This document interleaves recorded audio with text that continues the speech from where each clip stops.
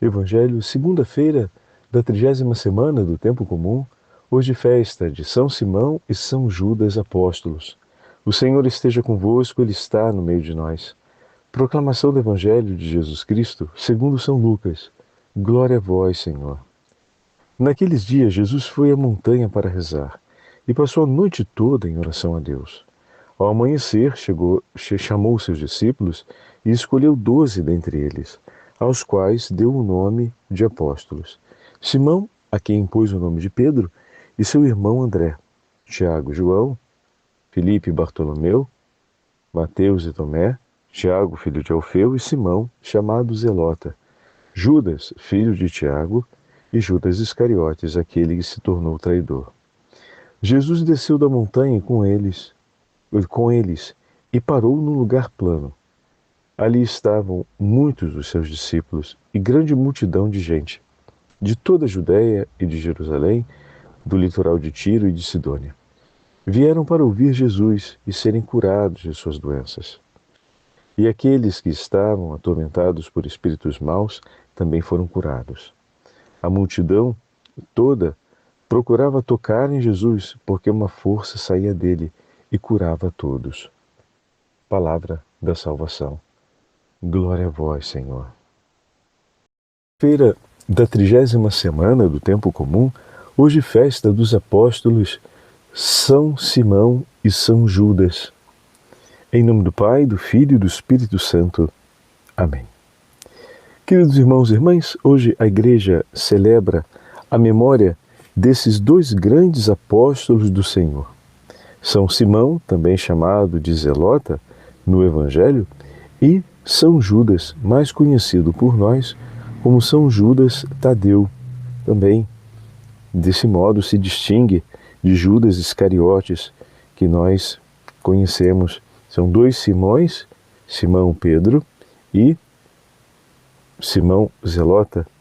E também temos dois Judas, o Judas Iscariote, que foi o traidor do Senhor, e Judas Tadeu, por quem temos grande devoção também no nosso Brasil. Hoje a Santa Liturgia, para falar dos apóstolos, nos dá a oportunidade de ouvirmos o Evangelho de São Lucas, com a chamada dos 12, feita por Jesus.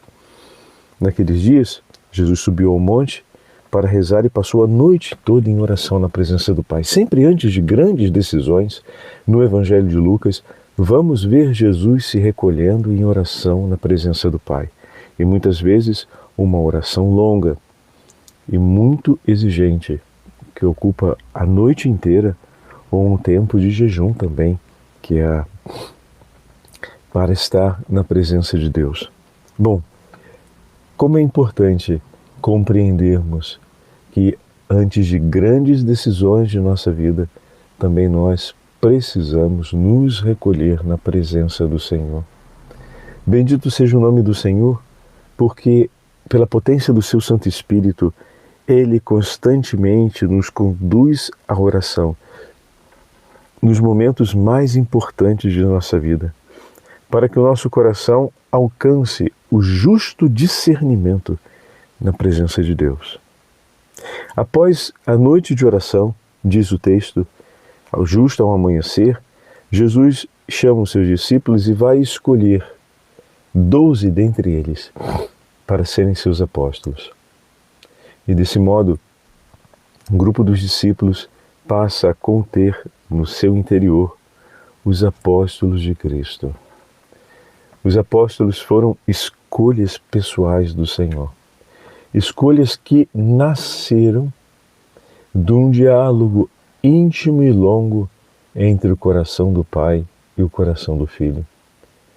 Como todos nós fomos criados já com o horizonte da nossa vocação definido pelo Senhor, como é bom saber que esse tempo chegou, o tempo em que os 12 tomariam consciência da escolha, da eleição que Deus fez, para que se deixassem conduzir por esse próprio Deus, que nos escolhendo, se dispõe a cuidar de nós, a não nos deixar à beira do caminho, aproveitando a imagem do Evangelho de ontem, para que nós possamos seguir com Ele, segundo a sua vontade, o itinerário da nossa santificação. O caminho para o céu, na vida dos apóstolos, passava exatamente por esse itinerário. Serem apóstolos era o caminho que os levaria para o céu. Não era um privilégio a mais, mas trazia sobre eles uma responsabilidade, depositava sobre eles uma responsabilidade muito grande, mas esse é o caminho que vai me levar para o céu. Meu irmão e minha irmã, como é bom descobrir a nossa vocação e entregarmos-nos segundo a nossa vocação dia após dia em nossa vida, porque a cada passo nós estamos mais próximos do céu. A história dos apóstolos, Simão e Judas, não é tão difundida na imagem dos evangelhos. Nós a conhecemos pelos outros textos chamados apócrifos, não aqueles canônicos que entraram no corpo da Bíblia, mas que são igualmente conhecidos e reconhecidos pelas comunidades cristãs e pela tradição da Igreja, ainda que não sejam textos que foram inseridos no corpo da Sagrada Escritura, porém, o seu conteúdo nos dá a conhecer um pouco mais sobre a vida dos apóstolos. Simão, o mais desconhecido dos 12, a respeito do qual o Evangelho se limita a indicar a sua alcunha, o seu nome de conhecimento comum, chamado Zelota, teve o mérito de ter trabalhado pela propagação da mensagem evangélica não em vista de um lugar de honra, mas para o triunfo do reino de Deus sobre a terra. Antigas tradições suprem a falta de notícias sobre ele. Os bizantinos identificam-no como Natanael de Caná. E em uma outra tradição, olha que interessante, o mestre Sala, durante a bem conhecida bodas de Caná, quando Jesus transformou a água em vinho. Mas isso são tradições antigas que nos falam. Nós não temos uma declaração direta dos evangelhos, por favor, gente. Mas são outras tradições antigas que vão dizer que ele era o mestre Sala das bodas de Caná.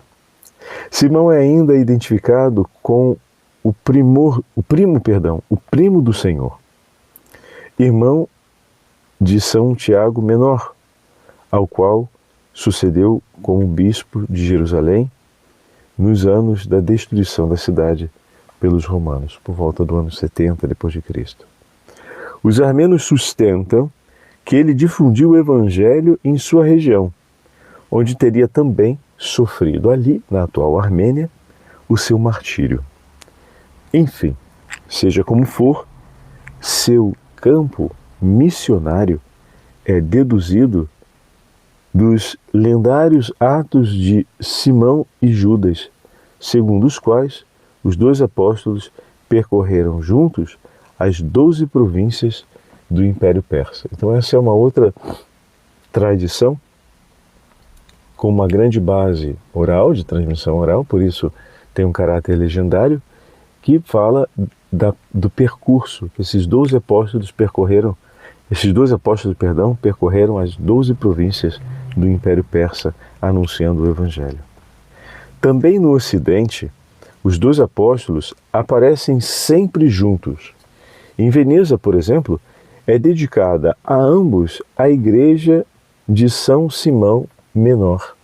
Assim ele é chamado, porque Simão Maior é a referência ao apóstolo Pedro. Delicado, né? O apóstolo Judas, por sua vez, não os Iscariotes, é considerado pelos galileus irmão, isto é, primo de Jesus. Eles se perguntam, espantados, com o grande barulho que se fazia em torno da figura de Jesus Nazareno: não é este o carpinteiro, o irmão de Tiago, o irmão de Judas? É provável, segundo alguns exegetas, que são os estudiosos da Sagrada Escritura, que Judas Tadeu seja o esposo das bodas de Caná. Olha que interessante, né? Muito interessante como é que esses elementos da tradição vêm. O que faz uma referência muito delicada ao texto das bodas de Caná, não só por ter ali o episódio entre a Virgem Santíssima e Jesus e, por fim, o primeiro milagre do Senhor, mas ali, naquele episódio, também estão contidas a narrativa do encontro de Jesus com 2 de seus discípulos. Então, alguns exegetas tratam dessa forma e intuem essas correlações entre o mestre Sala e Simão, entre o noivo e Judas. O primeiro a fazer tal suposição foi o próprio historiador Eusébio, um dos mais antigos sobre a Sagrada Escritura, para explicar sua presença como missionário na Arábia, na Síria, na Mesopotâmia e, por fim, na Pérsia. Sempre segundo a tradição, teria sofrido ele o martírio em Arado ou em Beirute, a atual Beirute. Ele é ainda identificado com o autor da carta canônica, que leva o seu nome e está presente na Bíblia. Um breve escrito de apenas 25 versículos, a carta de São Judas, na qual lança uma severa advertência contra os falsos doutores e convida os leitores à perseverança na fé genuína transmitida pelos apóstolos. Olha quantas coisas novas tivemos a oportunidade de ouvir hoje, né? Sobre os 2 apóstolos. Peçamos a intercessão deles para que também nós possamos anunciar o Evangelho do Senhor, para que nós também possamos comunicar os prodígios do Senhor sobre a nossa vida, sobre o mundo inteiro. Dai-nos, Senhor, a força e o vigor apostólico, para que também nós possamos caminhar por terras distantes, onde o Senhor quiser nos levar, a fim de que os homens conheçam a grandeza do seu amor, conheçam a plenitude do seu poder e se entreguem completamente à vossa infinita providência. O Senhor esteja convosco, Ele está no meio de nós. Pela intercessão dos santos apóstolos de Cristo, Simão e Judas, abençoe-vos o Deus Todo-Poderoso, em nome do Pai, do Filho e do Espírito Santo. Amém.